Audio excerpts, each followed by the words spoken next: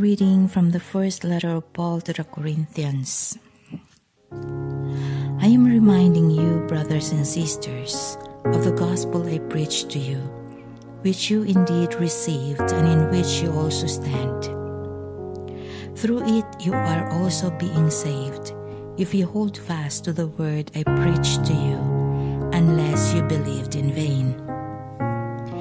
For I handed on to you as of first importance what I also received, that Christ died for our sins in accordance with the Scriptures, that he was buried, that he was raised on the third day in accordance with the Scriptures, that he appeared to Cephas, then to the 12. After that, he appeared to more than 500 brothers and sisters at once, most of whom are still living, though some have fallen asleep. After that, he appeared to James, then to all the apostles. Last of all, as to the one born abnormally, he appeared to me.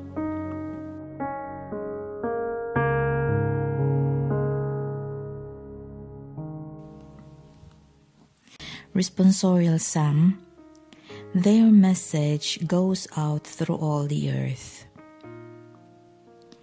The heavens declare the glory of God, and the firmament proclaims his handiwork.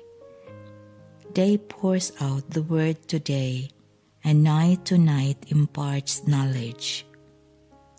Their message goes out through all the earth.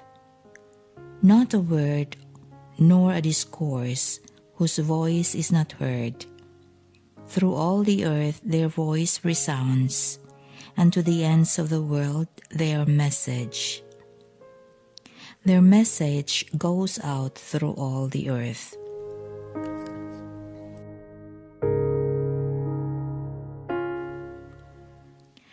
A reading from the Holy Gospel according to John.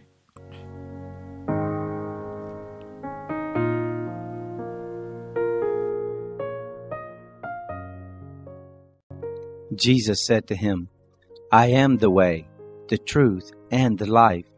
No one comes to the Father except through me. If you had known me, you would have known my Father also. From now on you know him and have seen him. Philip said to him, Lord, show us the Father, and that will be enough for us. Jesus said to him, Have I been with you such a long time, and do you not know me, Philip? He who has seen me has seen the Father.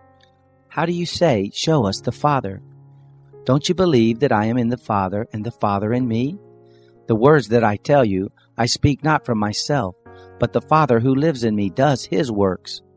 Believe me that I am in the Father, and the Father in me, or else believe me for the very work's sake.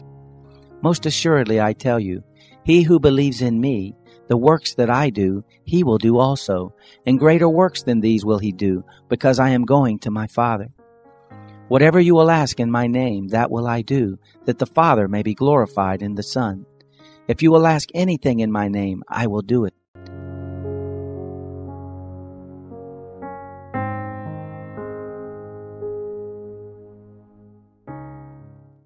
Jesus said to Thomas, I am the way, the truth, and the life. No one comes to the Father but through me. Upon saying this, Jesus might have been preparing his disciples for his arrest and eventually his death.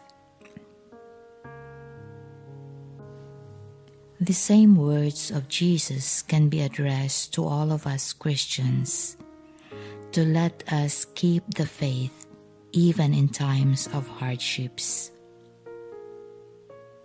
If we keep our gaze on him, in what he says and in what he does, we will never get lost, for he came to show us the way to the Father. In the previous Gospel readings, he assured us that he will prepare a place for us, for He will take us with Him. What we need is to keep connected to Him through His words, especially in the daily Mass readings. We need to ponder on His words and discover His message in our daily situations in life. Jesus is the one and the only way to the Father. If we choose to listen to His words, then we will experience the abundant life that comes from God. But on the other hand, if we choose to follow our own way apart from God's will, the opposite will be the outcome.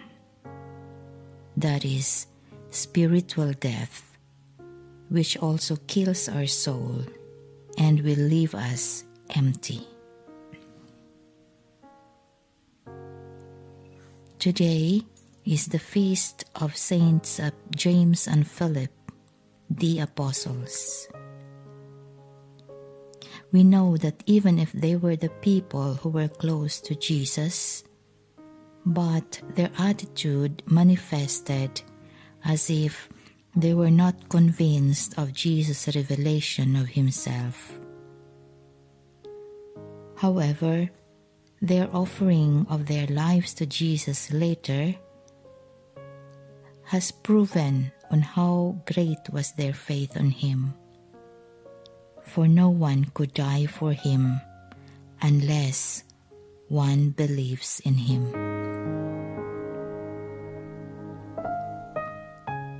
Let us thank God for the good example of these two apostles.